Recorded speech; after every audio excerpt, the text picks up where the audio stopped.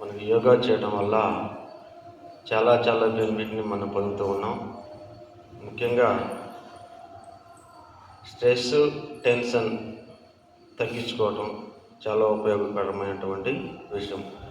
ఇవాళ స్ట్రెస్, టెన్షన్ను తగ్గించుకోకపోవటం వల్ల చాలా సమస్యలను మనం ఎదుర్కొంటూ ఉన్నాం. ముఖ్యంగా స్కూల్ స్టేజ్లో ఉన్న పిల్లలు, కాలేజీలో చదువుతున్న పిల్లలు అనేకమైనటువంటి సూసైడ్లు జరుగుతూ ఉన్నాయంటే దానికి కారణం స్ట్రెస్, టెన్షన్ని వాళ్ళు అదుపులో పెట్టుకోలేకపోవటం వల్ల ఇవన్నీ కూడా జరుగుతూ ఉన్నాయి. మరి మనకి యోగా చేయటం వల్ల బాడీ హీట్ని తగ్గించుకోవటం ఎలా అని కూడా మనం ఇక్కడ నేర్చుకుంటూ ఉన్నాం. బాడీ హీట్ని కంట్రోల్ చేయడం కూడా, బ్రెయిన్లో ఉన్నటువంటి హీట్ని తగ్గించుకోవడం, ఆక్సిజన్ లెవెల్ని పెంచుకోవటం కూడా మనం యోగా చేయడం వల్ల చాలా బెనిఫిట్ని పొందుతూ ఉన్నాం. మనం ఎర్లీ మార్నింగ్ ఎందుకు చేస్తున్నామంటే ఈ యోగాని మనకి ఈ క్లైమేట్లో ఉన్నటువంటి ఆక్సిజన్, ప్యూర్ ఆక్సిజన్ అనేది లభిస్తూ ఉంటుంది.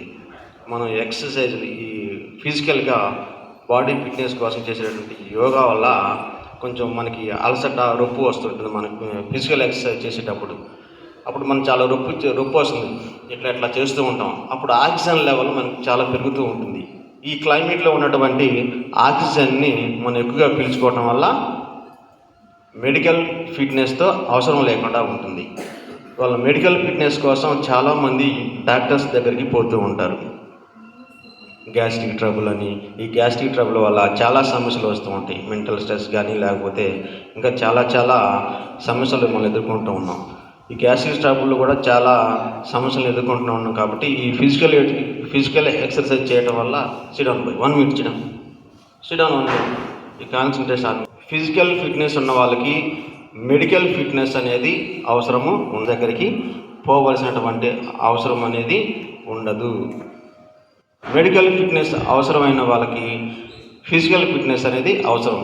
అంటే ఈ ఫిజికల్ ఫిట్నెస్ కోసం మన యోగా తప్పనిసరిగా చేసుకోవాల్సినటువంటి అవసరము ఉంటుంది. మన ఇంట్లో వేడి చాలా బాగుంటుంది. ఆ ఇంట్లో ఉన్నటువంటి వేడిని తగ్గించాలి అంటే మనం ఏం చేస్తాం?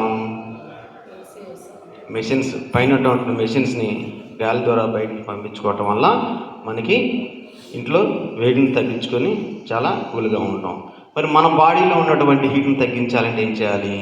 మన బాడీలో ఉన్నటువంటి హీట్ని తగ్గించుకోవాలి అంటే కూల్ డ్రింక్స్ తాగుదామా? థమ్స్అప్, మాజా ఇలాంటి తాగితే మన బాడీలో ఉన్నటువంటి హీట్ని తగ్గించుకోవచ్చు కదా? నా మనం వాటిని చాలా ఎంత దూరంగా ఉంచితే అంత మంచిదన్నమాట.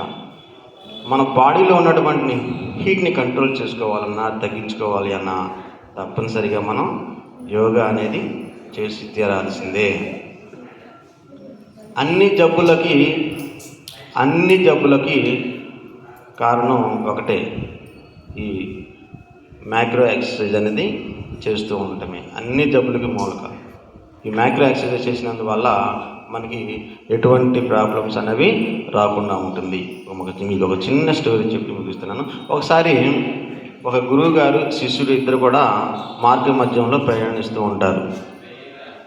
గురువు గారు తనకున్నటువంటి గోసిగుడ్డని చింపేసి ఒక చిన్న పిల్లకిని శిష్యుడికి ఇస్తాడు, పట్టుకోమని. ఇద్దరు మార్గాన్న ప్రయాణిస్తూ ఉంటారనమాట. కొంత దూరం పోయిన తర్వాత గురువు గారికి కాలి వేలికి ఒక రాయి తగులుతుంది.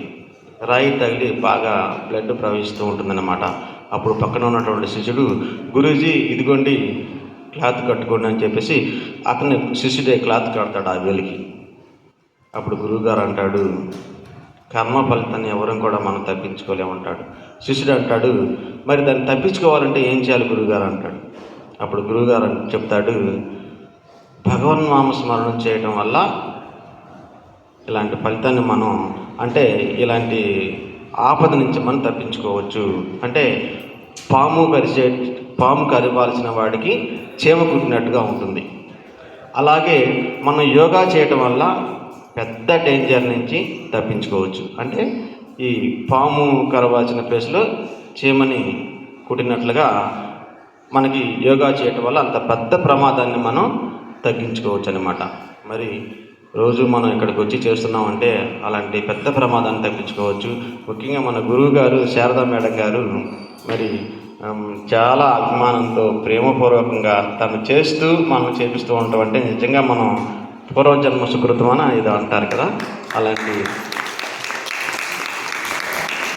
మన గురుగారు మన గురువుగారు జగద్గురు గారికి ఒక అవార్డు ఉంది. అదేంటంటే బోన్లెస్ అంటే అతనికి ఎముకలు అనేవి ఉండమంట, అంటే అంత బాగా చేస్తారు. మన మేడం గారికి కూడా ఒక అవార్డు ఇవ్వాలి. అంటే ఆ అవార్డు ఏంటంటే బోన్లెస్ అంటే ఎముకలు మాత్రమే కాదు, అసలు నరాలు కూడా ఉండయా లేవా అని చెప్పేసి ఆ అవార్డు ఇవ్వాలని చెప్పేసి మన గురుగారిని మనం రిక్వెస్ట్ చేద్దాం. మీ అందరికీ ధన్యవాదాలు.